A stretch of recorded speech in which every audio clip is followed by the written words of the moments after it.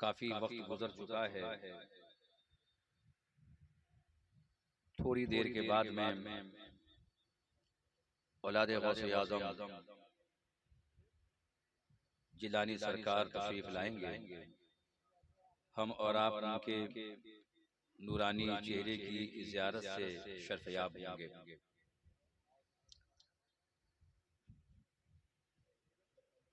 आज की तकरीर का उन्वान है फ़ज़ाइल अहले बैत।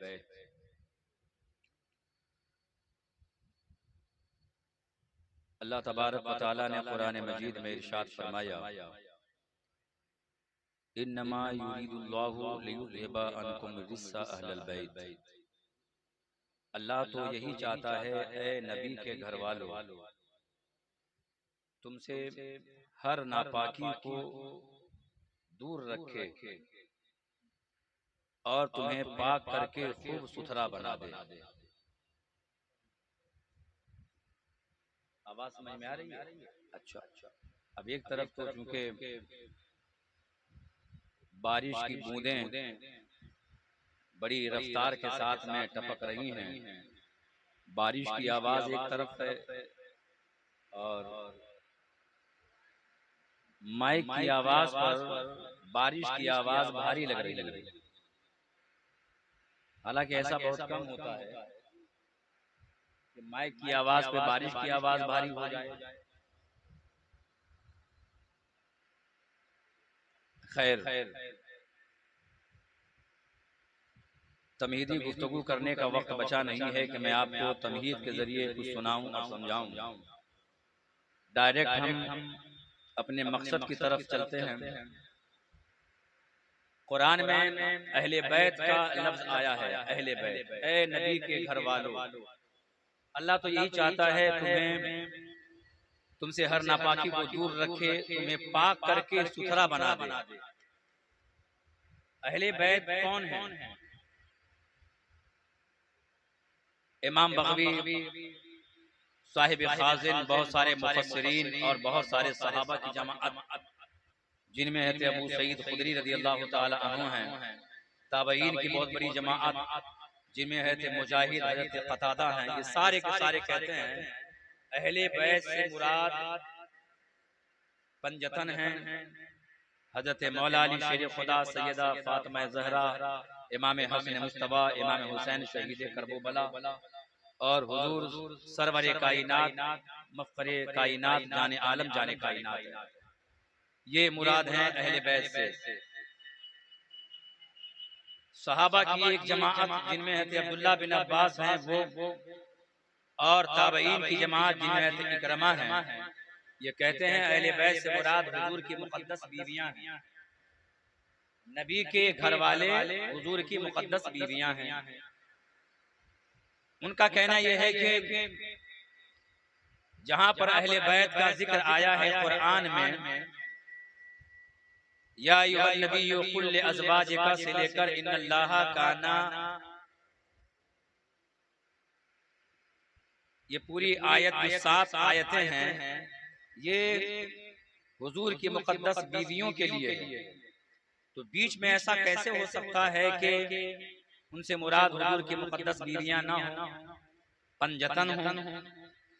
जवाब में वो गिरोह जो सहाबा का बहुत बड़ा गिरोह है, वो कहते हैं कि ये कलाम अरब है, अरबी जबान है, अरबी जबान में ये बहुत शाये है, मशहूर है कि बीच में जुमला-ए मोतरज़ा आता है।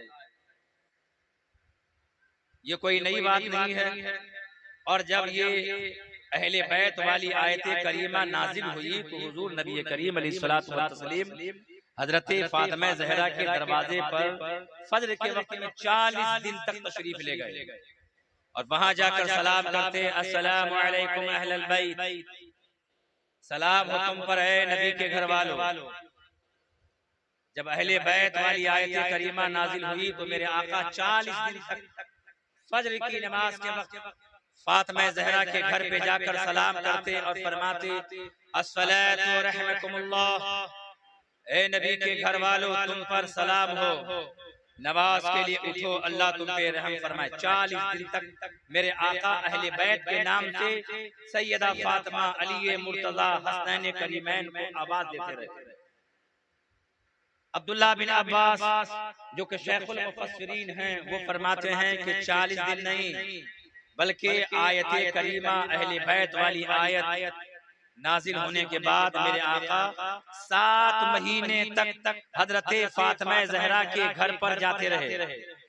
एक रिवायत में कि 8 महीने तक मेरे आका सैयदा के घर के दरवाजे पर जाकर अहले बैत के नाम से उन्हें पुकारते रहे। इससे पता चला कि अहले बैत से मुराद हजरत मौला अली, हजरत सैयदा फातिमा हसनैन करीमैन हैं। हजरत सदरुल अफाजिल अल्लामा नईमुद्दीन मुरादाबादी रहमतुल्लाह तआला अलैह सवानह करबला में लिखते हैं कि अहले बैत से मुराद हुजूर की मुकद्दस बीवियां भी हैं और अहले बैत से मुराद मौला अली, सैयदा फातिमा, इमाम हसन, इमाम हुसैन और सरवरे कायनात हैं। चूंकि जो घर के अंदर रहते हैं वो बीवियां ही होती हैं, तो घर वाले से जाहिरी में सिर्फ यही मुराद हो रहे थे। इसलिए मेरे आका सरवरे कायनात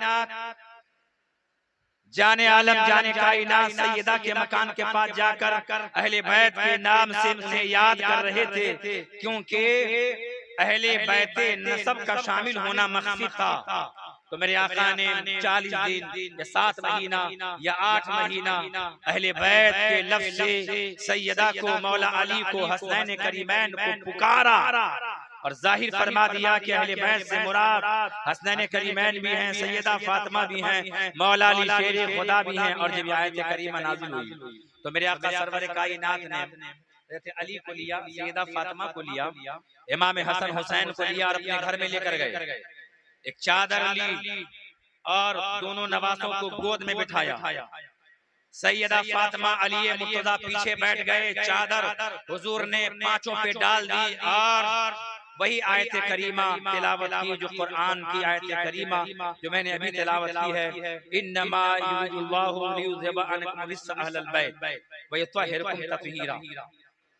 दूसरी रिवायत में कि मेरे आका ने चादर ओढ़ा दी और ये इरशाद फरमाया, अल्लाहुम्मा हाउलाई अहलु बैती, ऐ अल्लाह ये मेरे घर वाले हैं, ऐ मौला ये हमारे घर वाले हैं, लिहाजा इन्हें पाक करके खूब सुथरा बना दे।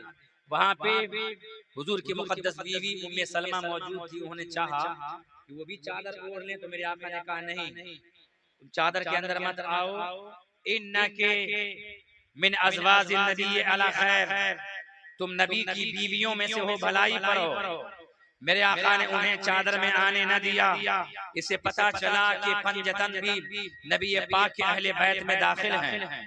अहले बैत अतहार की अजमत व फजीलत को उजागर करने के लिए चंद्रपुर के लोगों ने इस महफिल पाक को सजाया है कि शान अहले बैत अतहार हम आपको सुनाएं और आप अपने दिल में रसूलुल्लाह की औलाद की मोहब्बत को जागरूक करें।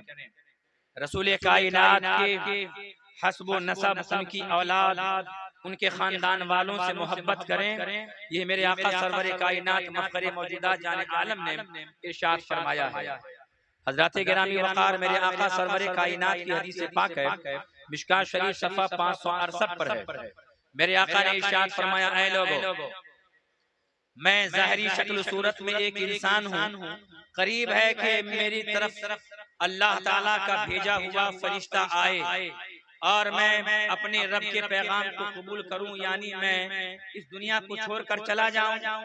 मेरे नबी ने इरशाद फरमाया, फीकुम सखलैन अव्वलहुमा किताबुल्लाहि फीहिल हुदा वन नूर, और फरमाया मेरे आका ने करीब है कि मैं दुनिया छोड़कर चला जाऊं, लेकिन जाने से पहले पहले मैं तुम्हारे दरमियान दो गिरा कद्र चीजें छोड़े जा रहा हूँ, दो अजीम शान, मैं अजीमुल मर्तबा चीजें छोड़े जा रहा हूँ। उनमें पहली चीज अल्लाह की किताब है, कुरान मजीद है, जिसमें हिदायत है, जिसमें नूर है।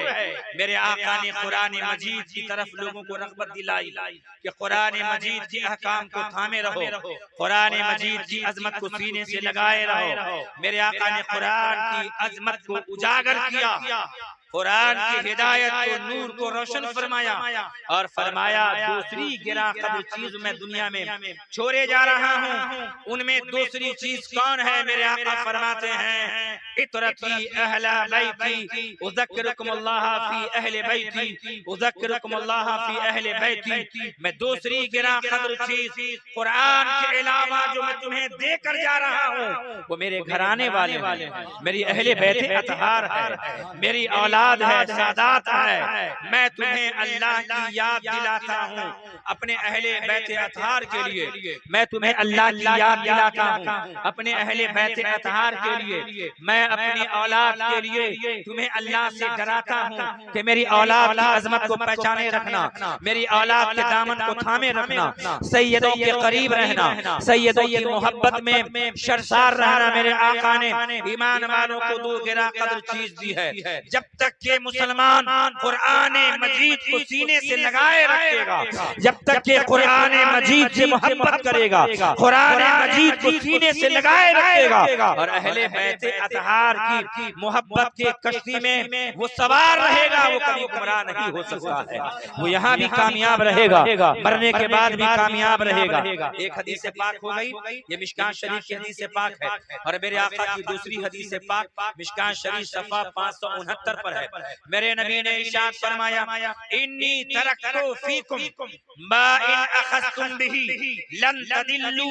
और मेरे आका सरवरे कायनात इरशाद फरमाते हैं मैं तुम्हें ऐसी गिरा कदर चीज छोड़े जा रहा हूँ कि अगर तुमने उसे मजबूती से पकड़े रखा तो कभी गुमराह नहीं होगे, कभी शैतान तुम्हें बहका नहीं पाएगा। मेरे आका सरवरे कायनात ने इरशाद फरमाया वो गिरा कदर चीज क्या है? आका फरमाते हैं किताब अल्लाह, अल्लाह की किताब कुरान मजीद है, वही तरती अहले बैती और मेरी औलाद, मेरी ज़ुर्रियत, मेरे अहले बैत अतहार। अगर तुम कुरान मजीद को सीने से लगाए रखोगे और मेरी औलाद के दामन को थामे रखोगे तो कभी तुम गुमराह नहीं होगे। तो कोई ये न समझे कि चलो ठीक है कुरान मजीद को सीने से लगाए रखें और सैयदों से, हुजूर की औलाद से, अहले बैत अतहार से मोहब्बत करें, बेड़ा पार है। अब जब बेड़ा पार है तो सहाबा की मोहब्बत की क्या जरूरत है? क्या जरूरत पड़ी है अबू बकर सिद्दीक से मोहब्बत करें, उमर फारूक से मोहब्बत करें, उस्मान गनी से मोहब्बत करें? क्या जरूरत है अबू हुरैरा से, अनस बिन मालिक से, अबू दरदा से, जाबिर बिन अब्दुल्लाह से, तमाम सहाबा से, हज़रत अमीर मुआविया से मोहब्बत करने की क्या जरूरत है? जब बेड़ा पार हो जा रहा है कुरान मजीद को सीने से लगाने से सहाबाए किराम के अलावा अहले बैत अतहार की मोहब्बत से ही बेड़ा पार है तो सहाबा की क्या जरूरत है? तो मेरे आका सरवर कायनात ने इस बाब में भी हमें तिश्ना नहीं छोड़ा। मिशकात शरीफ में सफा, इससे पहले जो मैंने आपको दो हदीसें पेश की है ना, ये सफा 568 पे है और सफा 569 पे है।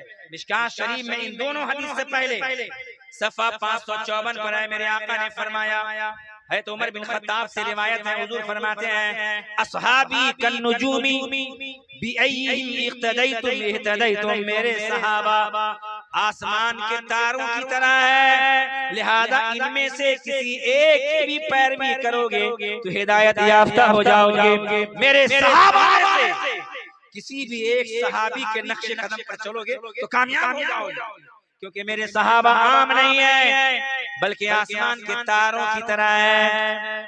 ये हिदायत के तारे हैं, ये रहनुमाई के सितारे हैं, इनमें से किसी एक की पैरवी करोगे तो तुम कामयाब हो जाओगे। चाहे दामन पकड़ लो अबू बकर का, कामयाब हो जाओगे। दामन पकड़ लो उमर फारूक का, कामयाब हो जाओगे। दामन पकड़ लो उस्मान गनी का तो तुम कामयाब हो जाओगे। दामन पकड़ लो मौला अली का तो कामयाब हो जाओगे। दामन पकड़ लो अमीर मुआविया का तो तुम कामयाब हो जाओगे।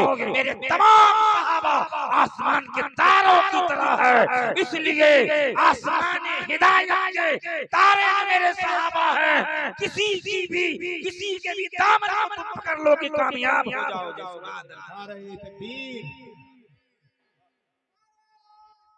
या रसूल अल्लाह,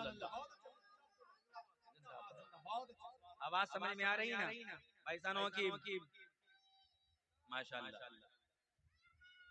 अच्छा माशाअल्लाह, थोड़ा सा कम कर दीजिए, क्योंकि आवाज जब टकराती है तो समझ में नहीं आती है। कहाँ जा रहे हैं आप लोग, थक गए क्या? आइए भाई, करामतों के सुनने वाले को चाहिए कि इल्मी गुफ्तगू भी सुना करें। बहुत जरूरी है। आप नहीं सुनेंगे तो इल्म कहाँ से मिलेगा आपको? आप तो गए नहीं मदरसा, वहां पे बोरिया पे टूटी चटाई पे सोकर सूखी रोटी, नमक रोटी, दाल चावल खा करके आपने 9 साल पढ़ाई नहीं की है, तो इल्म कहाँ से मिलेगा? धोखेबाज तो लगे हुए हैं नाम नेहाद मौलाई। ये मौलाई नहीं है, बलवाई है। ठीक है। अभी किसी नौजवान ने कहा कि ये मवाली है का, नहीं मवाली, मवाली नहीं है। हमारे हिंदुस्तान में मवाली गुंडे लोगों को बोलते हैं, टपोरियों को, लेकिन ये अरबी लफ्ज है। मवाली अरबी लफ्ज है, बहुत जीशान लोगों के लिए है, गौसे आदम के लिए लफ्ज मवाली का इस्तेमाल किया गया है। मवाली या मवाली, कसीदा गौसे पढ़ते हैं ना, तो उसमें बार बार रिपीट करते हैं मवाली। कभी मत बोलिएगा इन बलवाइयों को, फितना परवरों को। ये बलवाई हैं, न मौलाई है न मवाली है। मौला अली का मानने वाला ये हरगिज हो नहीं सकता। मौला अली का मानने वाला वही सच्चा है जो सहाबा को ही मानता है। तमाम सहाबा के साथ में हज़रत अमीर मुआविया की शान को भी मानता है, वही मौलाई होगा। हरगिज हरगिज ये मौलाई नहीं हो सकता। तो अगर आप इल्मी बातें सुनेंगे तो आपको याद रहेगा सबक। अभी अभी झांसी में कुछ दिन पहले एक पोस्ट आई थी, अजमेर मोहल्ला में जब जिलानी सरकार के साथ में मैं अभी अभी कुछ दिन पहले एक होटल में जिलानी सरकार क़याम फरमा थे, तो 10 इमाम, 10 अइम्मा, एमपी और यूपी के 10 इमाम भी अजमेर शरीफ में थे। 10 मिलने के लिए आए थे, जिलानी सरकार की बारगाह में ज़ियारत करने के लिए आए थे। मुलाकात भी हुई। उन सारे इमाम लोगों ने औलाद गौसे आजम के चेहरे पुरनूर को देखा भी, और देखकर बड़े मुतासिर हुए। अभी अभी कल मिले थे एक रास्ते में, जब मैं आ रहा था ललितपुर में, वो कह रहे थे हजरत 10 इमाम सारे के सारे जब से जिलानी सरकार का चेहरा देख लिए हैं, हमेशा उनकी याद में रतबुल लिसान रहते हैं। चेहरा ही ऐसा है औलाद गौसे आजम का, कि जो देख लेता है मुतासिर बगैर हुए रहता नहीं है वो। तो उन्होंने एक पोस्ट दिखाई थी कि इसके पीछे किसी बड़े बाप के बेटे का हाथ है। उस पोस्ट में एक सवाल था, मुझको दिखाया गया, उसमें एक सवाल था, उसमें लिखा था कि देखो सुन्नियों के खलीफा दोम का हाल, उमर फारूक का नाम लिखा हुआ था। इन्होंने एक मर्तबा नापाकी की हालत में मुसलमानों को नमाज पढ़ा दी।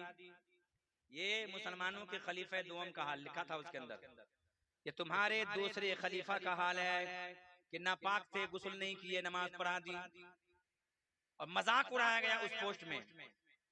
अगर आपके उसमें भी तिरमिजी शरीफ का हवाला, अबू दाऊद शरीफ का हवाला, आप तो देखकर ही चकरा जाएंगे ना, क्योंकि आप तो न किसी इमाम को बिल्कुल मुंह लगाते हैं।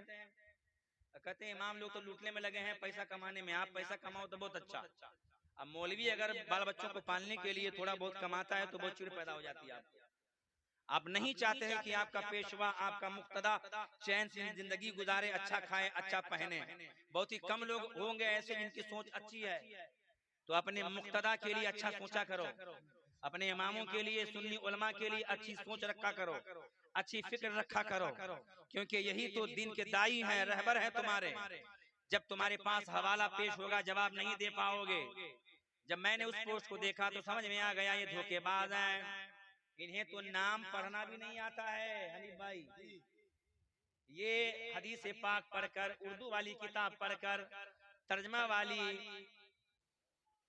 तिरमिज़ी शरीफ पढ़ करके इन्होंने नाम में गड़बड़ी कर दी। जिस सहाबी का तज़किरा वो करते हैं वो उमर फारूक है ही नहीं, वो हजरत अम्र बिन आस रज़ी अल्लाह तआला अन्हु का वाक़िया है। अब उमर और अम्र लिखने में उलमा जानते हैं क्या फर्क होता है। रा के बाद अगर वाव है तो वो अम्र होता है, अगर वाव नहीं है तो उमर है। इन बेवकूफों को समझ में आता ही नहीं है। वो अम्र बिन आस रज़ियल्लाहु तआला अन्हु का वाक़िया है। उन्हें हुजूर ने एक सीरिया में, एक जंग में उन्हें लश्कर का अमीर बनाकर भेजा। वो लश्कर के अमीर बनकर गए, और रात में उन्हें जो है जनाबत हो लायक हो गई, गुस्ल वाजिब हो गया, और बड़ी ठंडी थी, इंसान बर्फ बन जाए। उन्होंने ये दिल में सोचा अगर मैं नहाऊंगा तो मर जाऊंगा, और कुरान में है अल्लाह का फरमान है कि अपनी जानों को कत्ल मत करो। तो उन्हें यकीन था कि अभी मैं नहाऊंगा तो मर जाऊंगा। आज भी यही हुक्म है, अगर कोई बहुत बीमार हो और नहाने की जरूरत पड़ जाए तो उसे नहा करके मारना नहीं है, बल्कि वो तयम्मुम कर ले, जहां पे नापाकी लगी वो जगह धो ले और तयम्मुम कर ले, वजू भी हो जाएगा, गुस्ल भी हो जाएगा। तो उन्होंने कुरान की आयत से इस्तेमाल किया और बगैर गुस्ल किए उस जगह को धो लिया और तयम्मुम करके नमाज पढ़ा दिए। बाद सहाबा ने हुजूर को शिकायत की तो मेरे आका ने पूछा, अम्र बिन आस, तुम बगैर गुस्ल किए जंग में नमाज पढ़ा दी थी, बताओ ऐसा क्यों किया? तो पूरा वाकया मेरे आका के सहाबी ने जब बयान किया तो हुजूर गुस्सा नहीं बल्कि मुस्कुरा दिया। हदीस शरीफ में मेरे आका ने मुस्कुरा दिया, मेरे आका ने तबस्सुम फरमाया। तो जो हदीस दूसरे सहाबी के लिए है, ये नाम नेहाद मौलाई, ये सिर्फ अमीर मुआविया के दुश्मन नहीं है, याद रखना। आप गलतफहमी में चंद्रपुर वालों के खाली एक सहाबी दुश्मनी नहीं, ये अबू बकर से भी मोहब्बत नहीं करते, उमर से भी मोहब्बत नहीं करते, वरना वो हदीस जो तिरमिज़ी शरीफ में अबू दाऊद में अम्र बिन आस रज़ी अल्लाह ताला अन्हु के वाक़िया पे मुश्तमिल है, उमर फारूक पे फिट नहीं करते, सुन्नियों पे तंज नहीं करते, ये है सुन्नियों के दूसरे खलीफा, नापाक थे और नमाज पढ़ा दी। बताओ ये तौहीन है कि नहीं है? तो अगर आप इल्मी बात नहीं सुनोगे तो एक भी जवाब आप इन बलवाइयों को दे नहीं पाओगे।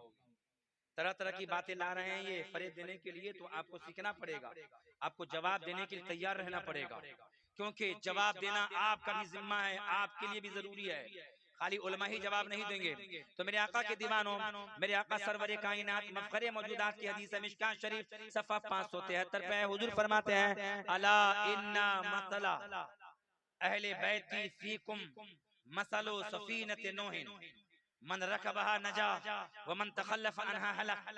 आगाह रहो, मेरी अहले बैत, मेरी औलाद की मिसाल नूह अलैहिस्सलाम की कश्ती की तरह है। जो उस कश्ती में सवार हो गया वो बच गया, और जो अलग रहा वो डूब के हलाक हो गया। तो मेरी औलाद की मिसाल, मेरी अहले बैत की मिसाल कश्ती नूह की तरह है। जो दुनिया में मेरी औलाद के दामन को थामे रहेगा वो कामयाब रहेगा, वो यहाँ भी कामयाब रहेगा, मरने के बाद भी कामयाब रहेगा। ये 573 पर है। अब आइए 554 की हदीस पाक आपने सुन लिया। मेरे आका ने अपने सहाबा को फरमाया ये आसमान हिदायत के तारे हैं। इस हदीस पाक को लिखने के बाद मुल्ला अली कारी जो अपने वक्त के मुजद्दिद हैं, वो मुजद्दिद मिरकात शरह मिशकात जिल्द नंबर 5 सफ़ा 610 पर फरमाते हैं कि इमाम फखरुद्दीन राजी रज़ी अल्लाह ताला अन्हु ये दोनों हदीस पाक देखने के बाद जितने बड़े इमाम राजी हैं, सहाबा के बारे में हदीस लिखते हैं, अहले बैत अतार के बारे में जो हदीस है वो दोनों पेश करते हैं, और पेश करने के बाद कहते हैं अल्हम्दुलिल्लाह हम सुन्नी लोग नबी पाक की औलाद अहले बैत अतार की मोहब्बत की कश्ती में सवार हैं, और रोशनी नबी पाक के सहाबा जो हिदायत के तारे हैं उनसे रोशनी ले रहे हैं। तो हमें उम्मीद है कि हम कब्र में, हश्र में, क़यामत में अजाब से, जहन्नम की आग से महफूज रहेंगे, क्योंकि हम अहले बैत और नबी की औलाद, नबी के शहजादों की मोहब्बत की कश्ती में सवार भी हैं, और आसमान हिदायत के तारे सहाबा से रोशनी भी ले रहे हैं। इसी को आला हजरत दोनों हदीस को अपनी निगाह में बसाने के बाद दो मिसरे फरमाते हैं, अहले सुन्नत का बेड़ा पार है, असहाबे हुजूर नज्म है और नाव है इतरत। नारे तकबीर, हाथों को उठाकर इस्तिकबाल करें। गुफ्तगू बहुत अच्छी हो रही है। नारे रिसालत, मसलक आला हजरत, अज़मत अहले बैत जिंदाबाद, फज़ाइल अहले बैत। इस महीने में बहुत सारे सैयदों का उर्स लगता है। बाबा ताजुद्दीन का उर्स पाक नागपुर में, सैयदना मखदूम अशरफ जो शहनशाही छोड़कर आए थे आप उनके दरबार में कभी गए होंगे, उनका उर्स भी इसी महीने में, इमाम ज़ैनुल आबिदीन का उर्स पाक भी इसी महीने में, इमाम हुसैन शहीद करबला का उर्स भी इसी महीने में। तो वाह भाई वाह, माशाअल्लाह चंद्रपुर वालों, आपने बहुत सोच समझ कर इस जलसे का नाम अजमते अहले बैत अथार रखा है कि नहीं? कुछ लोग एतराज करते हैं कि बरेलवी लोग सैयदों से मोहब्बत नहीं करते हैं, ये नाम नेहाद मौलाई लोग यही तो कहते हैं कि बरेलवी लोग रसूल की आल से मोहब्बत नहीं करते हैं, खाली हम ही लोग मोहब्बत करने वाले हैं। मगर कसम खुदा की, जैसी मोहब्बत सुन्नी बरेलवी लोग करते हैं, ये नापाक नहीं करते, ये मोहब्बत नहीं करते, ये दुश्मन है, अहले बैत अथार के भी दुश्मन है, सहाबा के भी दुश्मन है। असली मुहिब्बीन तो हम लोग हैं, सुन्नी बरेलवी लोग हैं।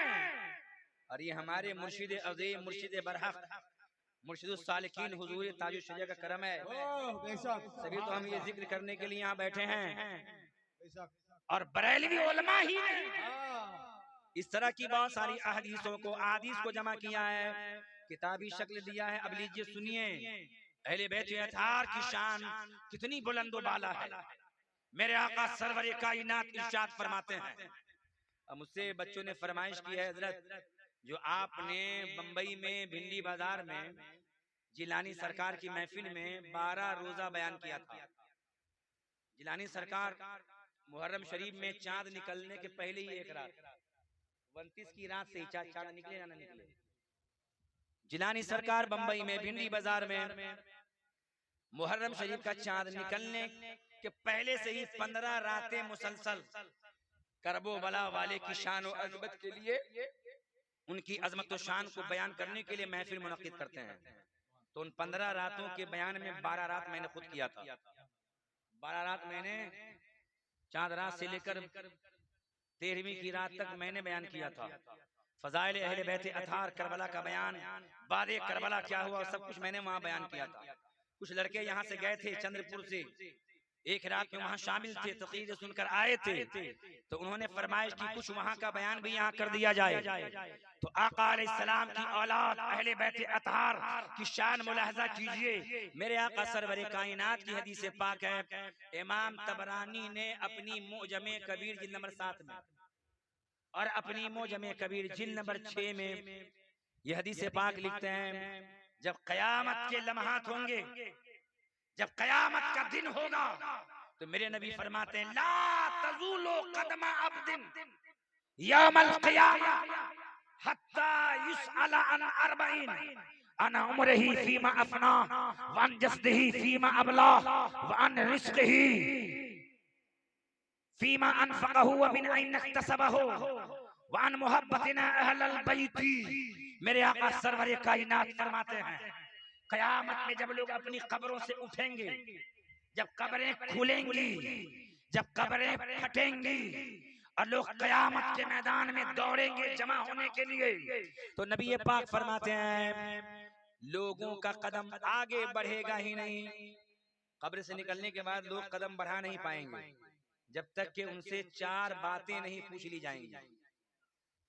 जब कब्र से लोग उठेंगे हिसाब किताब के लिए दौड़ेंगे जमा होने के लिए, तो आदमी अपने कदम को बढ़ा नहीं पाएगा, चल ही नहीं पाएगा जब तक कि कब्र के पास उनसे 4 सवालात ना कर लिए जाएं। मेरे आका फरमाते हैं, अन उम्र ही, उनकी उम्र के बारे में पूछा जाएगा, फीमा अपना, अपनी पूरी उम्र 60 साल 70 साल 80 साल तुम्हें जिंदगी दी गई, तुमने अपनी उम्र को कहाँ खर्च किया, कौन से काम में अपनी जिंदगी का एक एक घंटा, एक एक सेकंड, एक एक मिनट तुमने कहां कहां खर्च किया, पहले वो बताओ फिर आगे जाना। वन जसदही, और अपने बदन को तुमने कहां खत्म किया, कहां फना किया, इतना हसीन चेहरा दिया, इतना तंदुरुस्त बदन दिया, तुमने अपनी जवानी को, अपने बदन को कहां बुरा किया, कहां अपनी जवानी को खर्च किया, इसका जवाब दो। ये 2 सवाल हो गए। तीसरा सवाल होगा, मेरे आका फरमाते हैं, वह अन रिज़्क़ी, तुम्हें अल्लाह ने दौलत दी, माल दिया, इसमें हर कोई मालदार है, ऐसा नहीं है कि आपको हम तो गरीब हैं हमारे पास तो है ही क्या कि हिसाब देंगे। आपके पास बहुत नेमत है, हर कोई मालदार है।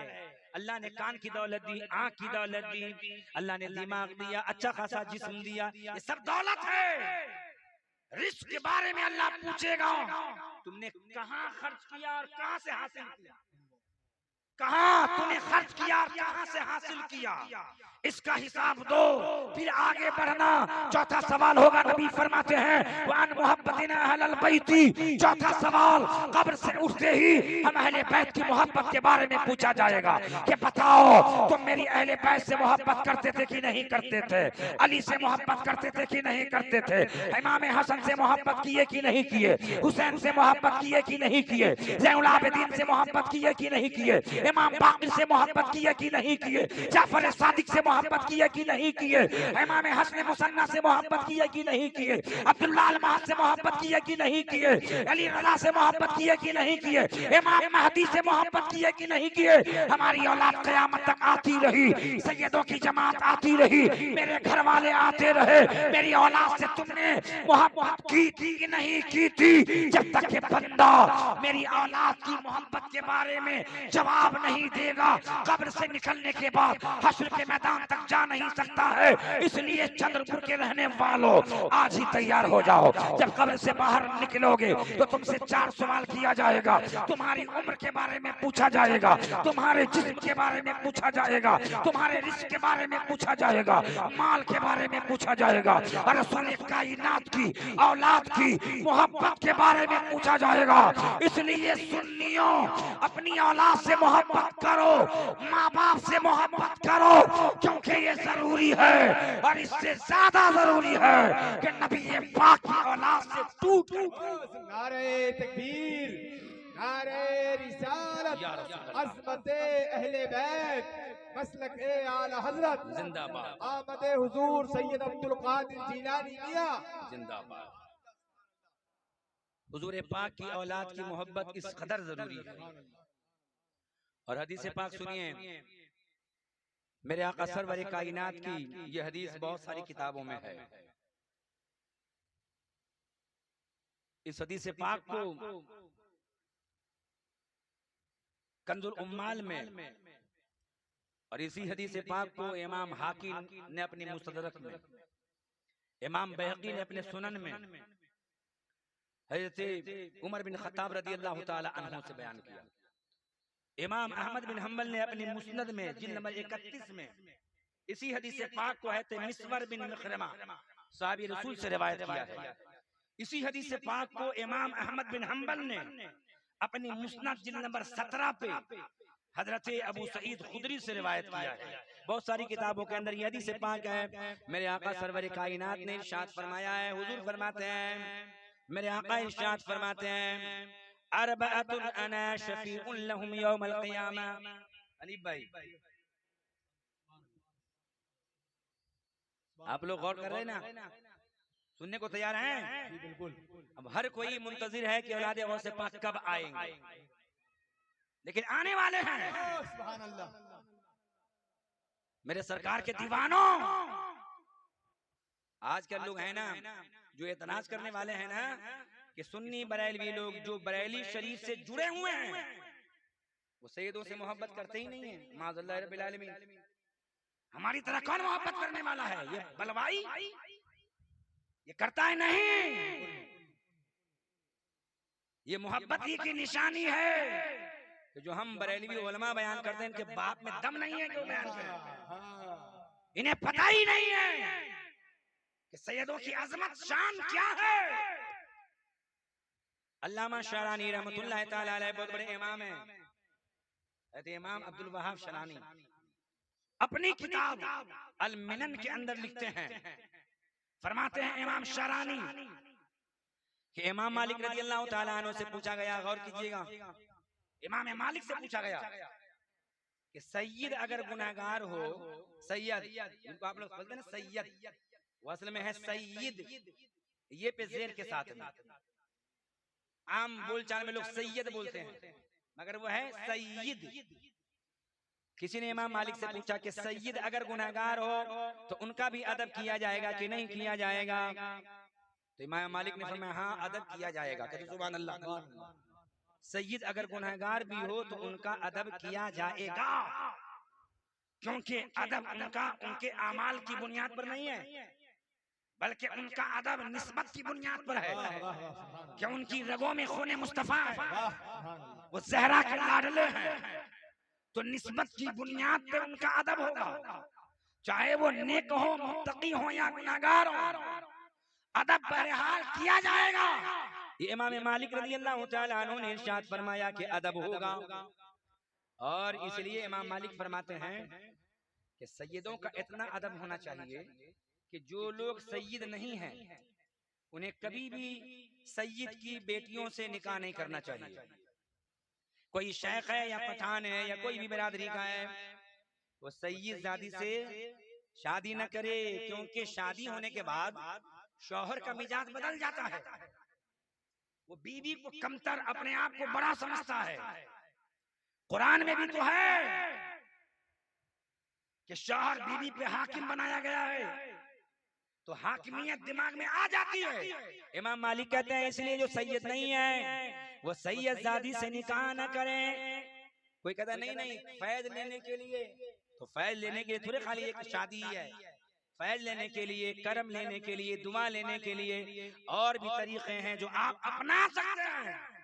इमाम मालिक कहते हैं हाँ, जिनके अंदर इतना यकीन हो कि शादी करने के बाद भी सैयद जादी का हम अदब करेंगे, शौहर बनने के बाद भी अदब करेंगे।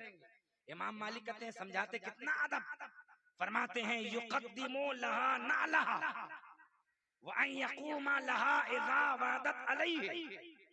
इमाम शरानी के जुमले हैं कि अगर जो सैयद नहीं है शादी करना चाहे सैयद के घर में, सैयद जादी से निकाह करना चाहे और बिल्कुल ज्यादा अदब करने के लिए एतमाद हो, इतना फरमाते हैं कि इतना अदब करेंगे कि अगर उनकी बीवी सैयदजादी कहीं जाने लगे, घर से निकलने लगे, तो उन्हें अपने हाथ से जूती पहनाए।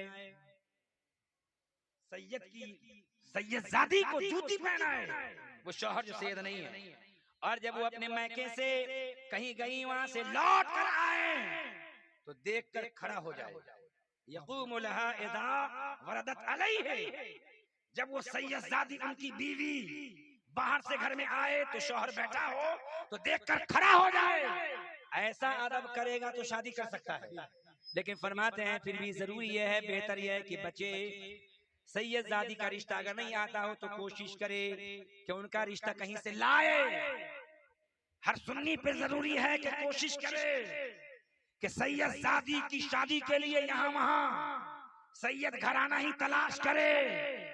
हर सुन्नी पे जरूरी है कि वो कोशिश करे, क्योंकि वो नबी ज़ादी है, अली ज़ादी है, ज़हरा की लाडली है। तुम उस घर के गुलाम हो तो तुम पे जरूरी है कि उनके लिए रिश्ते के लिए कोशिशें करो। मेरे आका के दीवानों, मेरे आका सरवरे कायनात के मस्तानों, इमाम मालिक फरमाते हैं कि अगर कोई सैयदा किसी के निकाह में हो तो उसका खर्चा कम न करे, उनको न सताए, जो मांगे वो दे, हमेशा खुश रखे। और जब तक के वो सैयदा उनके निकाह में है, उनके होते हुए दूसरा निकाह न करे, उनका अदब है।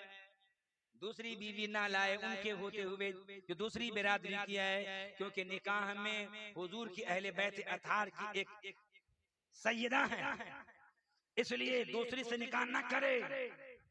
फरमाया इमाम मालिक ने अगर कोई सैयदजादी गरीब हो और रास्ते में वो बैठ के भीख मांग रही हो और तुम्हारे जेब में है, तुम्हारे पास पैसे हैं और तुम देना नहीं चाहते हो, तो वहां से मत गुजरो, क्योंकि नबी ज़ादी वहां बैठी है और तुम पैसे कितने दीवाने हो, दौलत कितने मस्ताने हो कि तुम नबी की लाडली को पैसे नहीं दे सकते। अगर तुम देने की कुव्वत रखते हो और वहां कोई नबी की शहजादी सैयदजादी बैठ के भीख मांग रही है और तुम नहीं देना चाहते तो वहां से जाओ मत।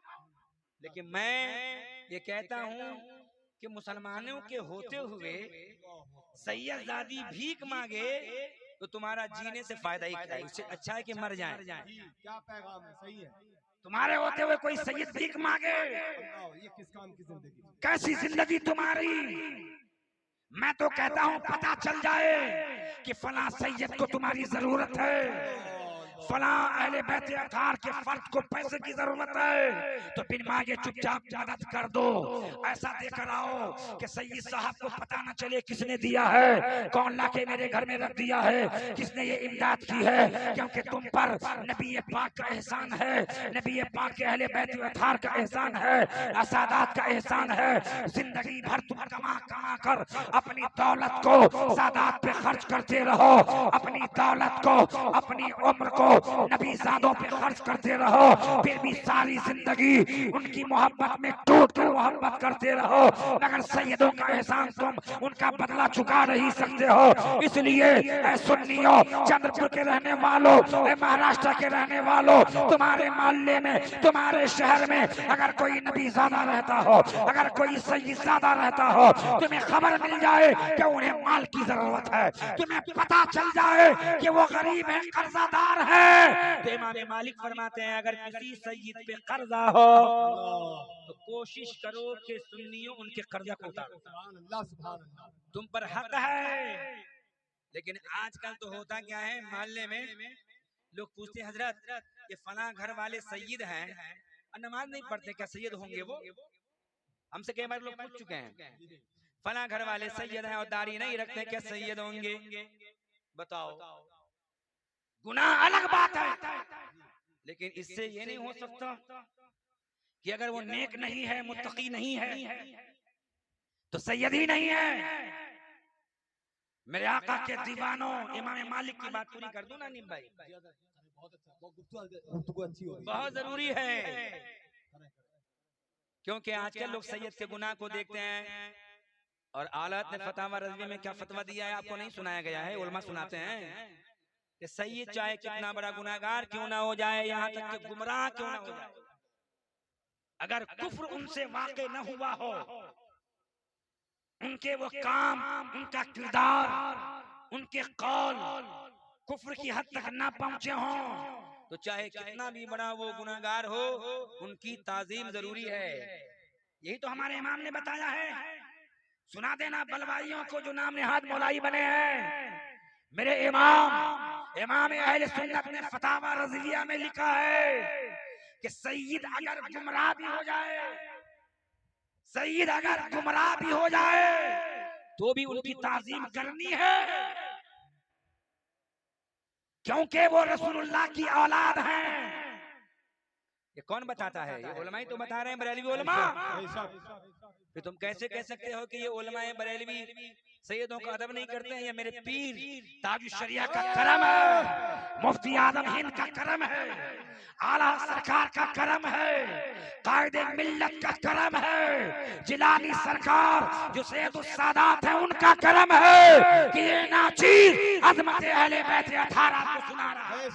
नारे तकबीर, नारे रिसालत, अज़मत अहले बैत, मसलके आला हज़रत, उर्से ताजुल औलिया।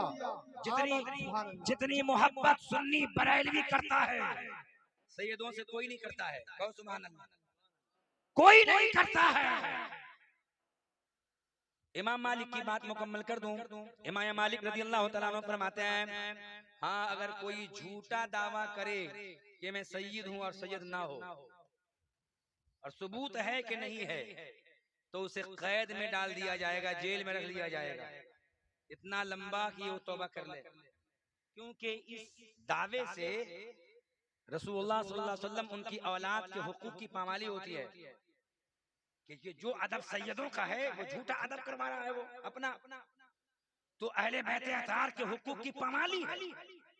इसलिए कोई झूठा दावा करे तो कैद में डाल दिया जाए, यहाँ तक कि वो तौबा करें। लेकिन अगर वो गुनाहगार है और असली सैयद है तो उनका अदब किया जाएगा, उनकी ताज़ीम की जाएगी, उनका अदब किया जाएगा, चाहे वो कितना बड़ा गुनाह करे, चाहे वो कितने बड़े गुनाह का इर्तिकाब करे, मगर अदब किया जाएगा। यही मेरे इमाम अहले सुन्नत इमाम अहमद रज़ा मुहद्दिस बरेलवी ने हमें सिखाया है। अब आओ, इमाम शारानी अपनी किताब में अल्लामा मुहियुद्दीन इब्ने अरबी, जिनको गौसे आदम ने अपनी रूहानी औलाद कहा है, अपनी रूहानी औलाद कहा है, कहते मुहीउद्दीन इब्ने अरबी के बारे में, औलाद कैसे है गौर कीजिए। मेरे आका सरवर कायनात इरशाद फरमाते हैं, इन्नल्लाह जअला ज़ुर्रियत कुल्ले नबीन फी सुल्बी व इन्नल्लाह जअला ज़ुर्रियती फी सुल्बे अली बिन अबी तालिब। अल्लाह ने हर नबी की औलाद उनकी पीठ में रखा। गौर कीजिएगा, अल्लाह ने हर नबी की औलाद उनकी मुबारक पुश्त में ही रखा। जिस नबी की औलाद थी उन्हीं के पुश्त में उनकी औलाद को रखा। लेकिन नबी फरमाते हैं मेरी औलाद अल्लाह ने मेरी पुश्त में नहीं बल्कि अली बिन अबी तालिब की पुश्त में रखा। हर नबी की औलाद उनकी पुश्त में, और मेरी औलाद को अल्लाह ने अली बिन अबी तालिब के पुश्त में रखा। अब आप सोचेंगे या अल्लाह, आपके बेटे आपकी बेटियां पहले आपकी पीठ में, फिर वहां से माँ के पेट में, हर नबी की औलाद उनकी पुश्त में, फिर उनकी पुश्त अनवर से उनकी माओं के मुकद्दस पेटों में। लेकिन नबी पाक फरमाते हैं मेरी औलाद मेरी पुश्त में नहीं बल्कि अली बिन अबी तालिब की पुश्त में अल्लाह ने रखा। ऐसा कैसे हो सकता है कि औलाद किसी की पीठ में रहे? तो ऐसा हो सकता है। चलिए बगदाद शरीफ, सुभान अल्लाह।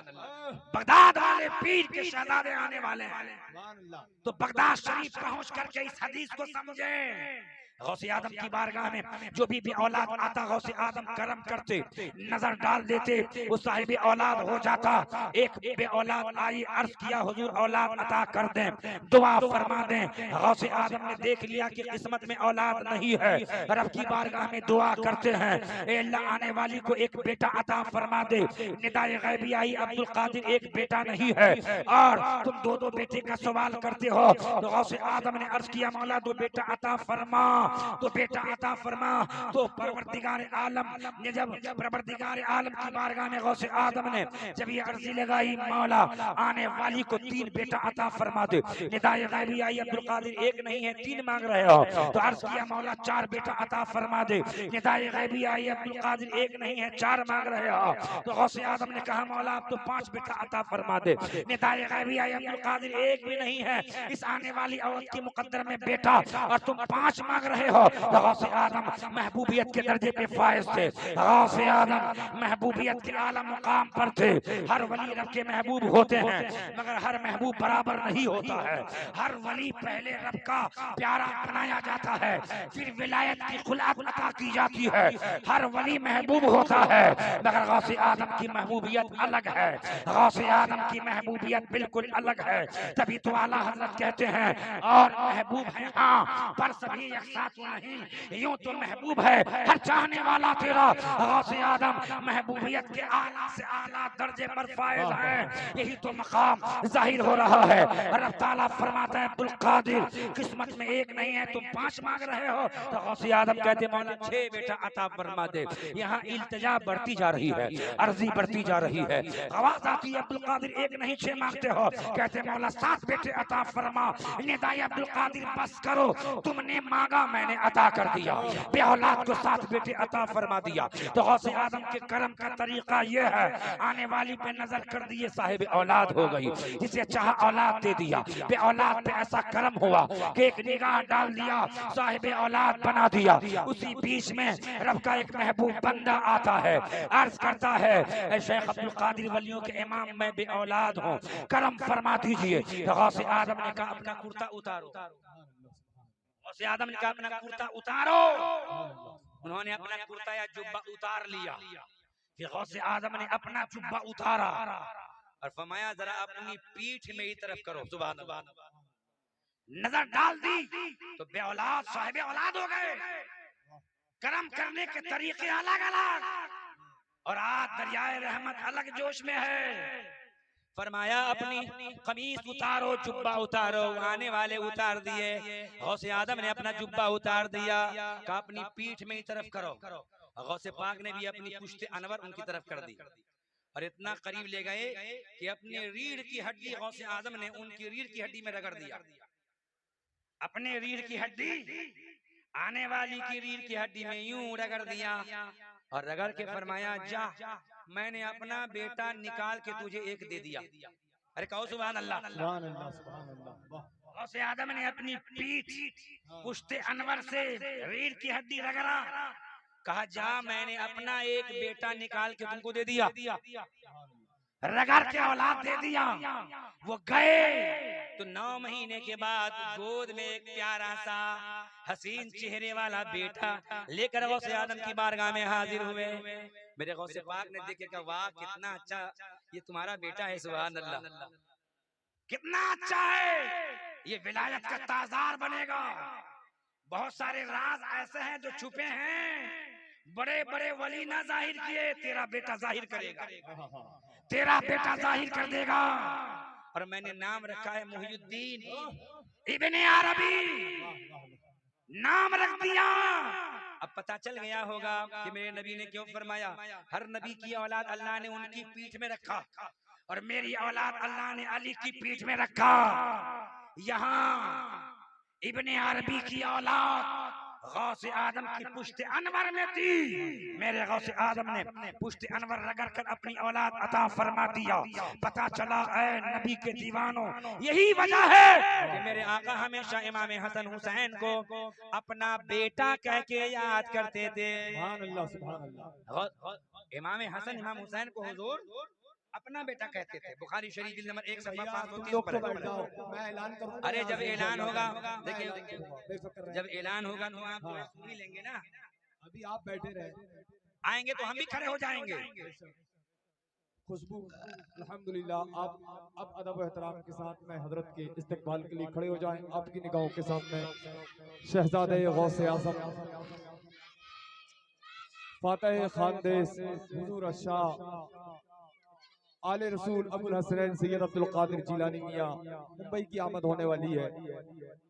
अदब एहतराम का ख्याल करें, इस बात का ख्याल करें कि आने वाली जात कौन सी है, इसको देखें। अल्हम्दुलिल्लाह रब्बिल आलमीन।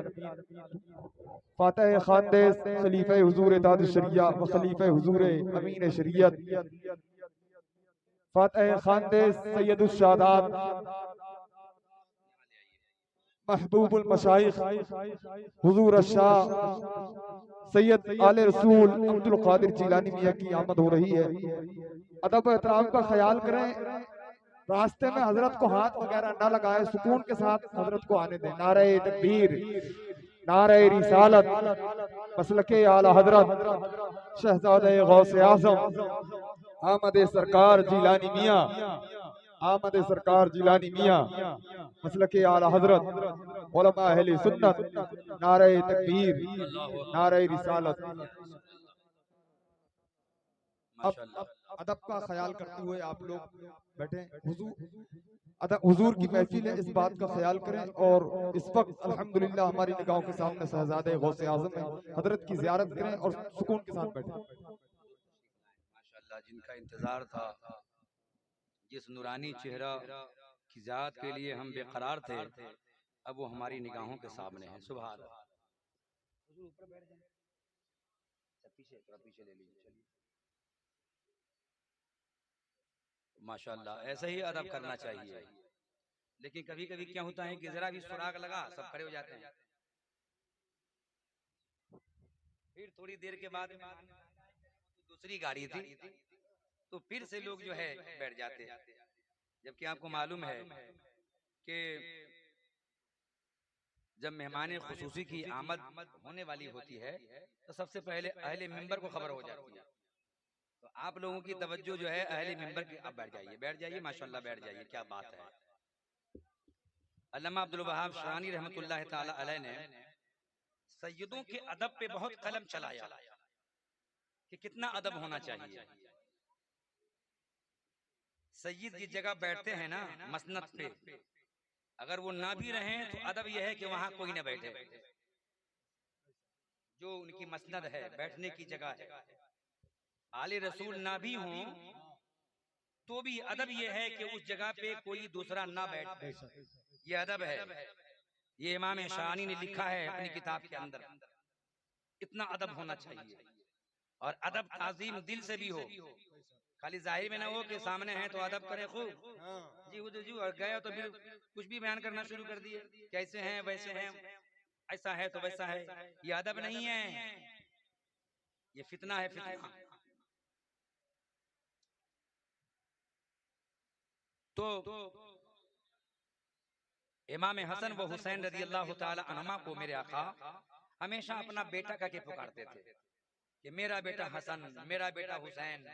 तो वजह समझ में आ गया आपको कि नहीं, क्यों कहते थे? क्योंकि मेरे आका सरवर कायनात ने फरमाया कि अल्लाह ने मेरी औलाद अली की पुश्त में रखा, इसलिए मेरे आका हमेशा कहते, बुखारी शरीफ में है, जिल्द नंबर 1 सफ़ा 530, मेरे आका खुतबा दे रहे हैं, इमाम हसन मिंबर के नीचे बैठे हुए हैं, आलम तिफली है, कुछ कर रहे थे, खेल रहे थे। मेरे सरकार मदीने के ताजदार ने इरशाद फरमाया, इब्नी हाज़ा सय्यदुन लअल्लाह अयुस्लिहा बिही बैना फ़िअतैन मिनल मुस्लिमीन। मेरा ये बेटा हसन सय्यद है, सुभान अल्लाह, मेरा ये बेटा हसन सय्यद है, सरदार है। उम्मीद है कि अल्लाह ताला इसके जरिए मुसलमानों के दो गिरोह में सुलह फरमा देगा। तो हुजूर ने इमाम हसन को कहा, मेरा ये बेटा, मेरा बेटा। और कभी कहते कि मेरा बेटा मेरी बेटी का बेटा, इस तरह से भी हदीस पाक में अल्फाज आए हैं, मेरा बेटा मेरी बेटी का बेटा। मेरे आका सरवर कायनात मफखरे मौजूदात जाने आलम की हदीस है, मिशकात शरीफ सफ़ा 570 पर है। हुजूर फरमाते हैं, अल हसनु वल हुसैनु सय्यदा शबाब अहली जन्नह। हसन व हुसैन ये दोनों जन्नती नौजवानों के सरदार हैं।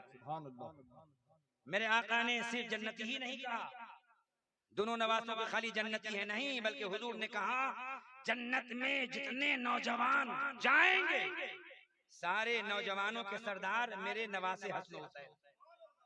मिशकात शरीफ 570 पर ये हदीस है, इन्नल हसना वल हुसैना हुमा रैहानी मिनद दुनिया। बेशक हसन हुसैन मेरे दुनिया के दो फूल हैं। मेरे आका ने खाली फूल ही नहीं कहा, बल्कि हुजूर फूल की तरह हसन हुसैन को सूंघा करते थे। जब कभी अपने शहजादे हसन को गोद में लेते तो यूं सूंघते थे, ऐसी खुशबू आती कि दुनिया में किसी खुशबू में ऐसी खुशबू ही नहीं है। सूंघते थे हुजूर इमाम हसन को, इमाम हुसैन को भी सूंघा करते थे। और ये सूंघने की बात है, जब प्यार की बात आती तो हदीस पाक में है कि मेरे आका जब भी मस्जिद में तशरीफ ले जाते और देखते कि मेरे सहाबा तो हैं और मेरे नवासे नहीं है, तो जोर से बोलते, नन्हा बच्चा किधर है, छोटा बच्चा किधर है, तो फौरी तौर पे दौड़ के आ जाते, सुभान अल्लाह। कभी इमाम हसन आ जाते, कभी इमाम हुसैन आ जाते, और सीधा फलांग लगाकर छलांग लगाकर नाना जान की गोद में चले जाते, गोद से उठकर कंधे पे सवार हो जाते और अपनी उंगली नबी पाक की दाढ़ी में घुसा देते और दोनों आपस में प्यार करने लगते। मेरे आका उनके चेहरे को करीब करते, यहाँ तक के मेरे नबी सरवर कायनात हसन हुसैन के मुबारक होंठों को चूसने लगते। ये आलम होता कि कभी अपनी जबान उनके मुंह में डाल देते तो कभी उनकी जबान अपने मुंह में डाल लेते। फरमाते हैं रावी, नबी पाक शहजादों के की जबान को ऐसा चूसते थे जैसा कि तुम खजूर को चूसा करते हो। अल्लाह अकबर, इतना चूसते इमाम हसन इमाम हुसैन के मुबारक लुआब नबी के होंठों पर आ जाते, नबी की मुबारक दाढ़ी तक उनके लुआब, उनके तेने मुबारक के लुआब मेरे आका के मुबारक चेहरे पे लुआब बहने लगता। कैसी मोहब्बत थी शहजादों से, कैसी उल्फत थी इमाम हसन और हुसैन से। मेरे नबी सरवर कायनात इस कदर मोहब्बत करते थे, ऐसी मोहब्बत करते थे, तभी तो सहाबा देख देख कर हसन हुसैन से कैसी मोहब्बत किया करते थे, कितनी उल्फत किया करते थे। सही सही रिवायत के अंदर है, एक मर्तबा उमर फारूक रज़ी अल्लाह ताला अन्हु ने माल गनीमत बांटना शुरू किया। तो उमर फारूक रज़ी अल्लाह ताला अन्हु ने इमाम हसन को 1000 दिरहम दिया, 1000 चांदी का सिक्का दिया। फिर इमाम हुसैन आए, उनकी बारी आई तो उनको भी 1000 दिया। और जब उनके बेटे की बारी आई अब्दुल्ला बिन उमर रज़ी अल्लाह ताला अन्हु की, तो उनको 500 दिया। 500 देख करके वो बोल पड़े, अब्बा हुजूर, पहली बात तो ये कि मैं खलीफा का बेटा हूँ और मैं आज से जंग नहीं लड़ रहा हूँ। मैं नबी पाक की हयात ज़ाहिरी में भी जंगों में जाता था।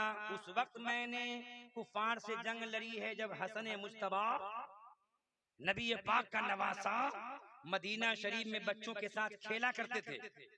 उस वक्त भी मैं जंग में जाता था और मेरे आका मदीने के तादार मुझे बड़े बड़े मुजाहिदीन के बराबर माल दिया करते थे। और आपने मुझे आधा दिया, आपने मुझे कम दिया। तो उमर फारूक का जुमला नोट करो।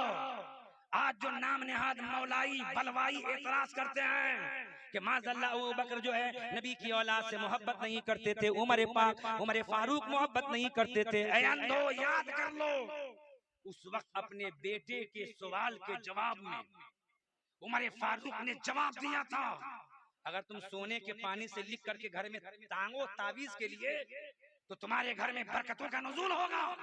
वो जुमला क्या था उमर फारूक रज़ियल्लाहु ताला अन्हु का? फरमाया उमर फारूक रज़ियल्लाहु ताला अन्हु ने अपने बेटे से, ऐ उमर, ऐ अब्दुल्लाह बिन उमर, सुन लो, कहां हसन और हुसैन, कहां हसन और हुसैन? वो नबी के शहजादे हैं, अली के बेटे हैं और तू उमर का बेटा है। सुभान अल्लाह, तू उमर का बेटा है, कहां तू तकाबुली जायजा ले रहा है? यहां मुकाबला ही नहीं है। इमाम हसन रज़ियल्लाहु ताला अन्हु मिलने के लिए आए तो देखा कि पहले से ही नंबर में बैठे हैं उनके बेटे और उनको इजाजत नहीं मिल रही है, गेट पे बैठे हैं। तो देखकर चले गए वापस कि जब उनके बेटे को ही अभी नंबर नहीं मिला है तो हम काहे को बैठे? इमाम हसन चले गए। बाद में खबर मिली कि इमाम हसन आए थे मिलने के लिए। कहा कि फिर मिलवाए क्यों नहीं, उनको अंदर भेजे क्यों नहीं? कहा हुजूर पहले से ही आपके बेटे बैठे हुए थे। जब इमाम हसन आए तो पूछा आप क्यों नहीं अंदर आ गए थे, आप क्यों नहीं आ गए अंदर? कहा ऐसा है कि मैंने देखा कि आपका बेटा खुद ही नंबर में बैठे हुए हैं, तो मैंने सोचा कि जब बेटे को नंबर नहीं मिला तो मैं क्यों बैठूं? तो फरमाया व अम्मा अंता व अब्दुल्ला, कहां आप और कहां अब्दुल्ला, कहां आप और अब्दुल्ला, कोई बराबरी हो सकती है? हल अंबत अश्शारा इल्लल्लाह व अंतुम, ये जो हमारे सरों पे बाल उगे हैं किसने उगाया है? अल्लाह ने, और तुम अहले बैत ने उगाया है।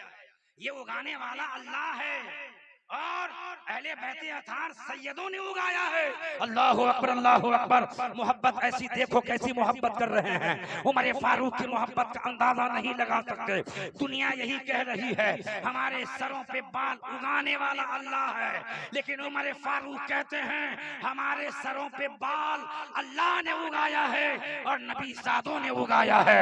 हमारे सरों पे बाल जो मौजूद है ये नबी पाक की अता है और अहले बैत अतार की अता है।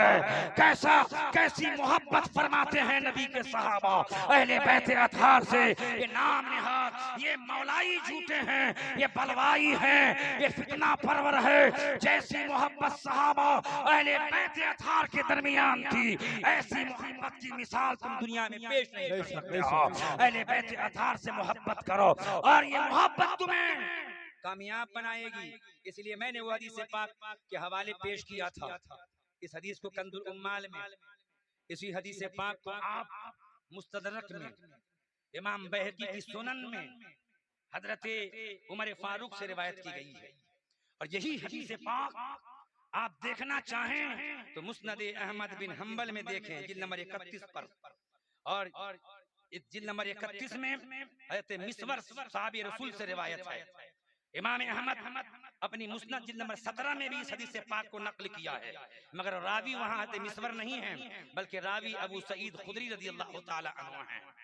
मेरे आका सरवर कायनात ने इरशाद फरमाया अरबातुन अना शफीउन लहुम यौमल क़ियामह अल मुकरिमु लिज़ुर्रियती वल क़ादी लहुमुल हवाइजा वस्साइलुहुम फी उमूरिहिम इंदमस्तरु इलैहि वल मुहिब्बु लहुम बिक़ल्बिही व लिसानिही औ कमा क़ाल नबी सल्लल्लाहु तआला अलैहि वसल्लम।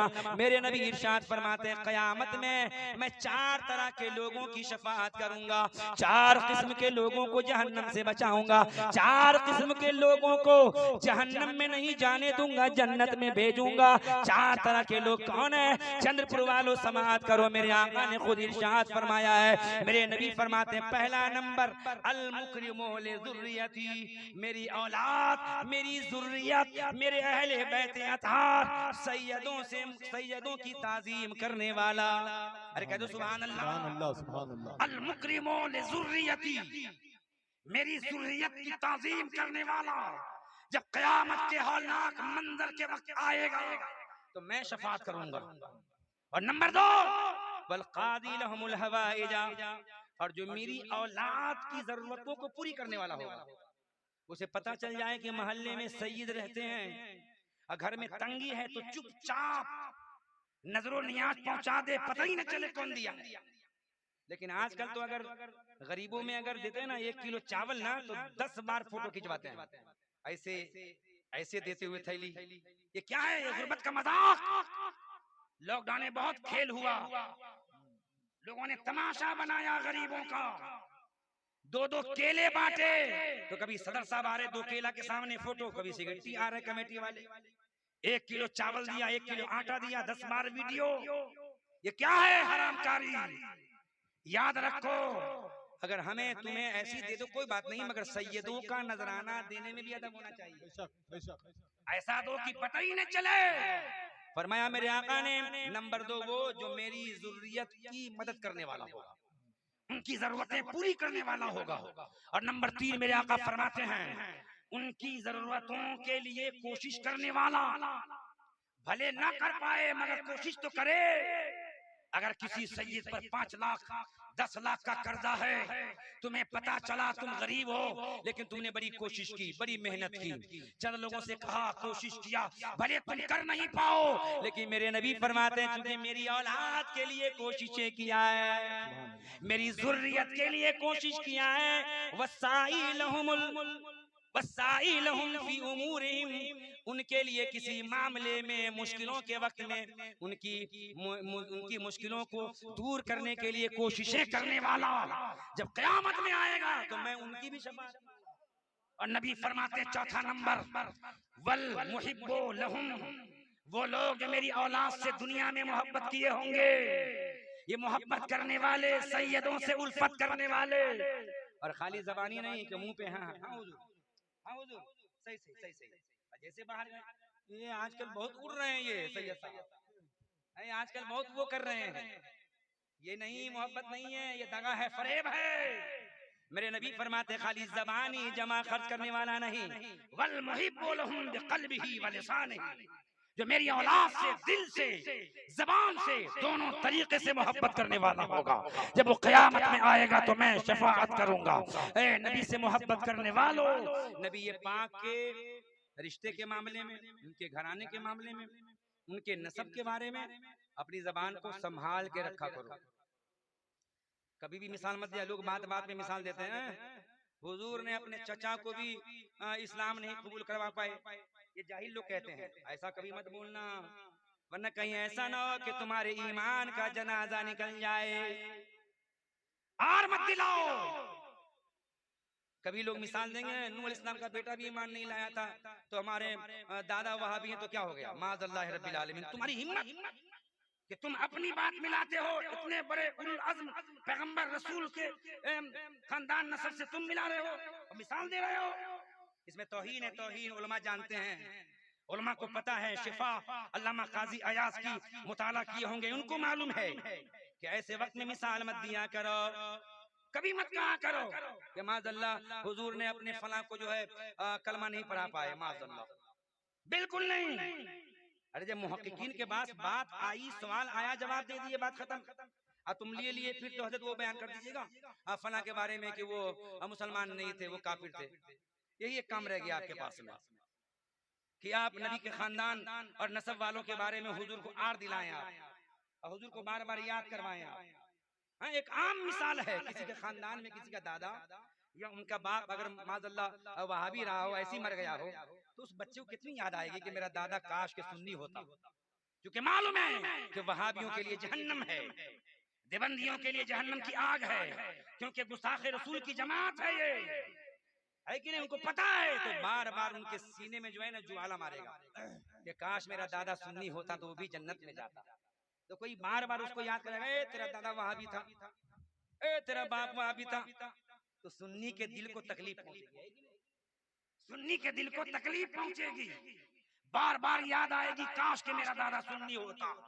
तो तुम क्या नहीं समझ पाते कि मेरे आका के खानदान और नस्ब वालों के बारे में बार बार क्यों फरमाइश करते हो, बार बार क्यों तू ये सुनना चाहता है, बार बार तुम्हें क्या जरूरत पड़ गई है? हाँ, जब फितना सर उठाता है तो उलमा जवाब दे देते हैं, जब फितना गली गली में घूमने लगता है तो उलमा अपनी जिम्मेदारी निभा देते हैं। तुम्हें किसने ये जुर्अत दे दी है कि तुम बार बार नबी के नस्ब के बारे में, खानदान के बाद अफराद के बारे में सवाल उठाओ? क्या तुम्हें हदीस पाक नहीं मालूम है कि मेरे आका सरवर कायनात जब हिजरत कर गए, मदीना तैयबा पहुंच गए, तो अबू लहब की बेटी भी मदीना शरीफ पहुंची, वो ईमान ला चुकी थी। तो लोगों ने कहा है तुम्हारा हिजरत करना तुम्हें कोई फायदा नहीं देगा, क्योंकि तुम अबू लहब की बेटी हो जो आग का ईंधन है। कुरान में है ना, कुरान पाक में सूरत है तब्बत अबी लहब जो पढ़े आप हैं। लोगों ने कहा तुम अबू लहब की बेटी हो जो जहन्नम का ईंधन है, तुम्हें हिजरत करना कोई फायदा नहीं देगा। वो रंजीदा हो गई, बहुत गमगीन हो गई, हुजूर के पास आ गई शिकायत करने, हुजूर ऐसा ऐसा लोग कह रहे हैं, मेरे बाप का नाम लेकर मुझे लोग आर दिला रहे हैं कि तेरा बाप तो ईमान नहीं लाया, जहन्नम का ईंधन है, ऐसा ऐसा लोग कह रहे हैं। तो मेरे आका मिंबर पे तशरीफ ले गए, मिंबर पे तशरीफ ले जाकर मेरे आका फरमाते हैं, माँ बालो अखवामिन युज़ीनी फी नस्बी वज़वीर हमी अला मन आज़ा फी नस्बी वज़वीर हमी फ़क़द आज़ानी व मन आज़ानी फ़क़द आज़ल्लाह। लोगों को क्या हो गया है कि मेरे नस्ब के बारे में, मेरे रिश्तेदारों के बारे में मुझे ताना देते हैं, मेरे नस्ब के बारे में, मेरे रिश्तेदारों के बारे में मुझे तकलीफ देते हैं। सुन लो कान खोल कर, जो मुझे मेरे नस्ब के बारे में, मेरे रिश्तेदारी के बारे में मुझे अज़ियत देगा तो वो उसने मुझे अज़ियत दी, जिसने मुझे अज़ियत दी उसने अल्लाह को अज़ियत दी। पता चला कि नबी के खानदान के मामले में बार बार नबी पाक को अज़ियत मत पहुंचाया करो, बार बार याद मत कराया करो कि फला फला ईमान नहीं लाया, फला ईमान नहीं लाया, फला का बाप फला के चचा ईमान नहीं लाए। याद रखो, अगर ऐसा तुम करोगे तो अपने ईमान की फिक्र करो, कहीं बार बार आर दिलाने से तुम्हारे ईमान का जनाजा ना निकल जाए। याद रखो, ये किसी और का मामला नहीं है, नबी पाक के खानदान का मामला है। अब इस बात से कोई और कुछ ना समझ जाए, मैं पक्का बरेलवी हूँ, पक्का बरेलवी। मैं बरेली शरीफ के नाम पर माल तो माल है, रहमत अली अपनी जान भी दे सकता है। मैं आपके ईमान की फिक्र कर रहा हूँ, ये किसी और की बात नहीं है, नबी के नस्ब की बात है, नबी के रिश्तेदारी की बात है। मेरे आका सरवरे कायनात के अहले बैत अतार की अजमत और शान के ताल्लुक से चंद्रपुर में जलसा कराया गया है। एक हदीस पाक और सुन लीजिए फिर बैठ जाता हूँ।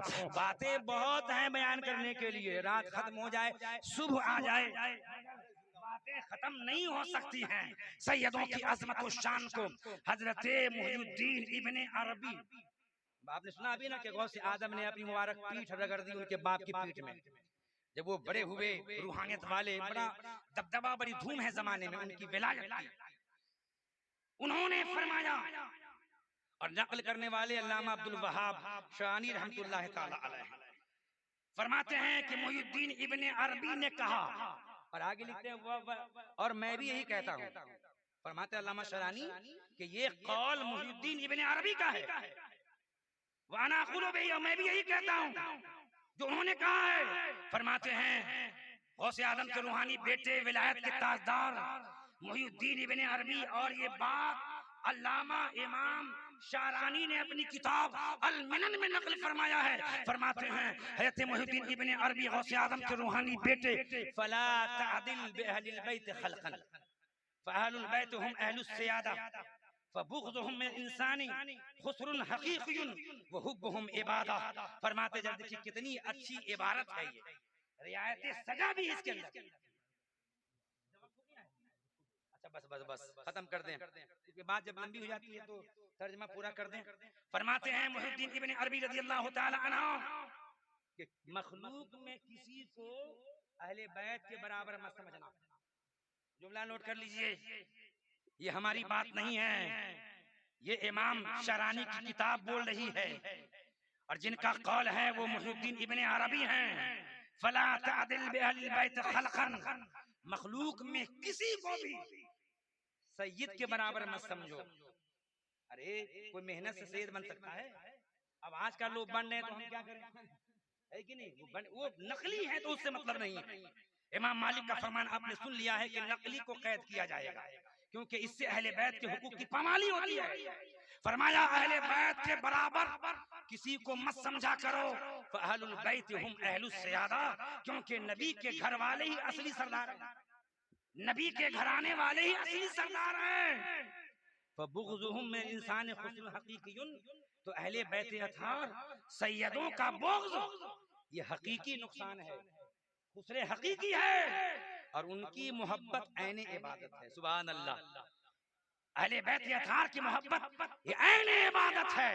अब एक हदीस सुनिए और बैठ जाता हूँ। मेरे आका सरवर कायनात की बारगाह में हजरत अब्बास आए और गमगीन थे। अर्ज किया हुजूर सुनिए ना, जब हम मदीना शरीफ में लोगों की भीड़ में जाते हैं और लोग बैठ के बातें करते रहते हैं ना, तो हमारे पहुंचते ही चुपचाप हो जाते हैं और चेहरे का रंग बदल जाता है।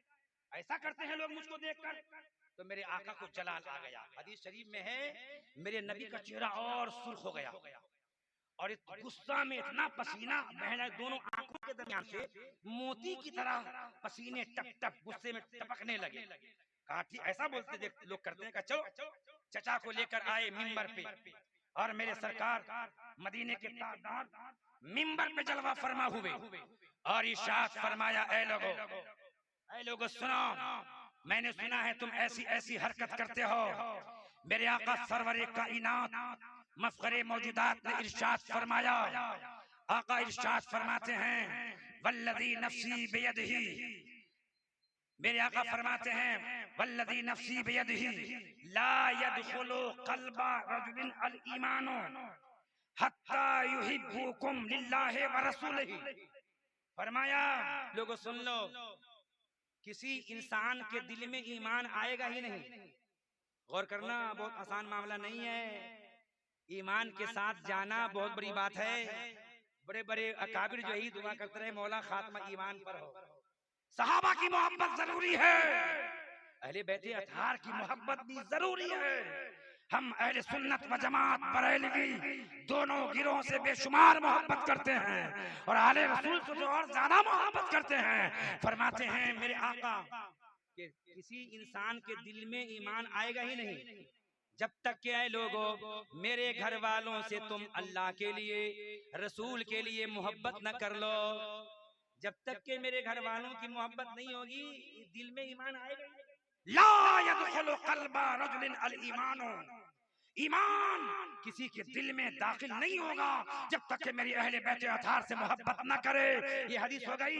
यही दूसरी रिवायत में है मेरे आका फरमाते हैं वल्लज़ी नफ्सी बियदिही, मेरे आका फरमाते उस ज़ात की कसम जिसके कब्जे में मेरी जान है, ला यदखुलुल जन्नता हत्ता युमिनु वला युमिनु हत्ता युहिब्बुकुम लिल्लाहि व रसूलिही। मेरे नबी फरमाते हैं कि तुम में का कोई जन्नत में जाएगा ही नहीं। बात कितनी बड़ी थी मालूम है आपको? खालिद अब्बास ने कहा हुजूर हम जब कहीं पहुंचते हैं महफिल में तो लोग अपनी बात में चुप हो जाते हैं, बात ही नहीं करते, हमको देख करके बदल जाते हैं। इतना गुस्सा आया नबी को कि मेरे चचा कहीं जाएं और लोग बातें बंद कर दें, चुप हो जाएं। इतना जलाल मेरे नबी का। फरमाया मेरे आका ने वल्लज़ी नफ्सी बियदिही ला यदखुलुल जन्नह, अल्लाह की कसम कोई जन्नत में नहीं जाएगा, कोई नहीं जाएगा जन्नत में हत्ता युमिनु, यहाँ तक के ईमान ले आओ, और ला युमिनु हत्ता युहिब्बुकुम, और कोई ईमान वाला हो ही नहीं सकता जब तक के अब्बास से मोहब्बत न कर ले, अली से मोहब्बत न कर ले, हसन हुसैन से मोहब्बत न कर ले, मेरी ज़ुर्रियत से मोहब्बत न कर ले। अल्लाह की कसम, ला यदखुलुल जन्नता, कोई जन्नत में नहीं दाखिल होगा हत्ता युमिनु, यहाँ तक के ईमान लिया है, वला युमिनु हत्ता युहिब्बुकुम लिल्लाहि व रसूलिही, और ईमान वाले नहीं हो सकते जब तक कि मेरी अहले बैत अत्हार से अल्लाह के लिए, रसूल के लिए मोहब्बत न कर ले।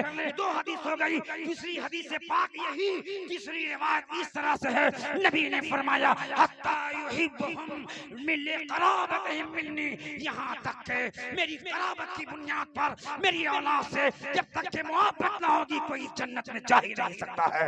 ऐ ईमान वालों, नबी के सहाबा से मोहब्बत करो, अहले बैत अत्हार से मोहब्बत करो, सैयदों से मोहब्बत करो, तभी तुम कामयाब रहोगे। यही पैगाम इमाम अहले सुन्नत का है। अहले सुन्नत का बेड़ा पार है, असहाबे हुजूर नज्म है और नाव है, इतरत रसूलुल्लाह की।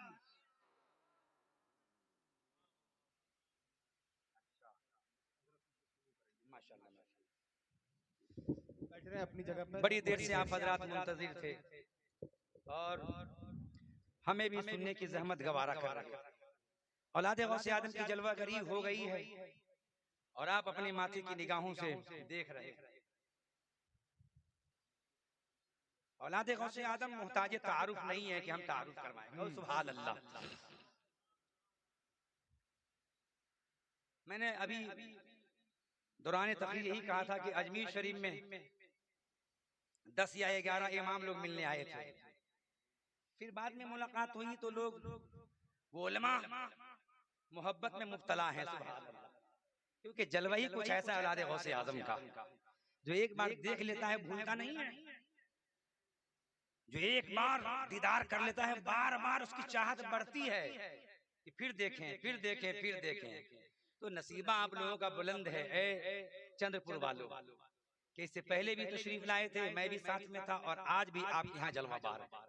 मौका बहुत अच्छा है। ये सिलसिला बैअत पीरी मुरीदी किस लिए है? ये रूहानी सिलसिला है, ये उक़बा आखिरत का सौदा है। ये और बात है कि बाद लोग कहते हैं कि अच्छा फला पीर से फला मुरीद हो गया ना तो गरीब था करोड़पति हो गया, तो सब लोग ढूंढते हैं, सब लोग नहीं मतलब दुनियादार लोग, कि वही पीर मिल जाए धन हमारा बढ़े। मगर याद रखें ये पीरी मुरीदी दुनिया का सौदा नहीं है, आखिरत का सौदा है। ये देखो कि फला पीर से कोई मुरीद हो गया तो नमाजी बन गया, फला पीर से मुरीद हो गया तो अच्छे अखलाक वाला बन गया, फला पीर से मुरीद बन गया तो गरीबों का ख्याल करने वाला बन गया, माँ बाप का इताअत गुजार बन गया। जिलानी सरकार औलाद गौसे आदम आपकी निगाहों के सामने है, ये कादरी सिलसिले वाले हैं, सुभान अल्लाह। इनका सिलसिला नसब गौसे आदम से मिलता है, गौसे आदम के लाल हैं, सिलसिला नसब भी है और सिलसिला तरीक़त भी गौसे आदम से है, सुभान अल्लाह। तो बड़ा नसीबा बुलंद है आपका। जितने लोग जहाँ बैठे हैं मजमा माशाल्लाह बड़ा है, जहाँ जहाँ लोग बैठे हैं, अब तक जो किसी पीरे कामिल से मुरीद नहीं हुए उनके लिए ये बेहतरीन मौका है कि आज सिलसिला कादरिया में दाखिल हो जाए। औलाद गौसे आदम जिलानी सरकार आपको कलमात पढ़ाएंगे और आप उन कलमात को दोहराकर सिलसिला कादरिया में दाखिल हो जाएंगे।